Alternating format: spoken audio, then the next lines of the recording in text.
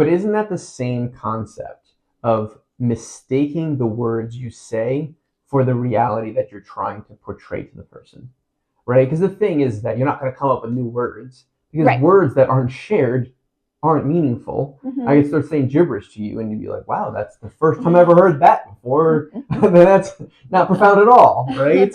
But I think it comes down to levels of sophistication, right? Is that, I mean, and this is something implicit that everyone knows, right? The most irritating thing that someone could say is a perfect parrot of the thing that the person had just said. Mhm. That's the most irritating thing ever. And it's the least sophisticated thing that they could possibly do, right? And you might say that there's children, nothing wrong with children, they tend toward not being sophisticated, Mhm. right? And you hear, like, you're like, wow, you sound just like your mom when you say that, because you said literally word for word a catchphrase she says. And you're like, that's cute because you're 4, but if you Right. were 16, you'd be like, maybe get a little more sophisticated with what you say, right? And one might say that it's to the level that you integrate, and not to get way too sciencey about this, but I think of this. I actually called this linguistic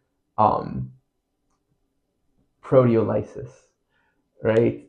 That's the concept I came up with, because it's interesting because proteins have 4 levels of structure. They have a quaternary structure, which is like when there's multiple polypeptides that are forming together into their shape.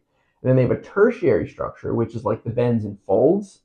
And then they have a secondary structure, which is these 2, kind of 3 standard shapes that they have, either a helix or pleated sheets. Mhm. There's turns as well, right? And then there's the primary structure, which is literally the amino acids, right, next to each other. And this is how unbelievable God is with and how awesome biology is, to be honest, is that, like, that's the same thing as a book. The same thing, right? It's like a book or a paragraph or a sentence or a letter, right? And you might go like, that's crazy. That's the way that our bodies are literally written like a book. Mhm. Because an amino acid is like a letter.